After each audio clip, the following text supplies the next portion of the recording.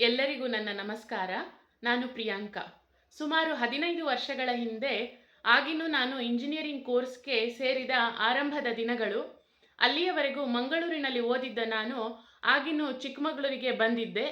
ಮಂಗಳೂರಿನ ಕಾಲೇಜಿನಲ್ಲಿ ನಂದೇ ಹವಾ ನಂದೇ ಅಡ್ಡ ಅನ್ನೋ ಹಾಗೆ ಇದ್ದ ನಾನು ಚಿಕ್ಕಮಗಳೂರಿಗೆ ಬಂದಾಗ ಜಾತ್ರೆಯಲ್ಲಿ ಕಳೆದು ಹೋದ ಮಗುವಿನ ಹಾಗೆ ಆಗಿದ್ದೆ. ಅಂತಹ ಒಂದು ಸಮಯದಲ್ಲಿ ತರಗತಿಗೆ ಉಪನ್ಯಾಸಕರು ಕೆಲವು ನಿಮಿಷ ತಡವಾಗಿ ಬಂದಾಗ ನನ್ನ ಲೇಖನಿಯಿಂದ ಮೂಡಿದ ಕೆಲವು ಸಾಲುಗಳು ನಿಮ್ಮ ಮುಂದೆ.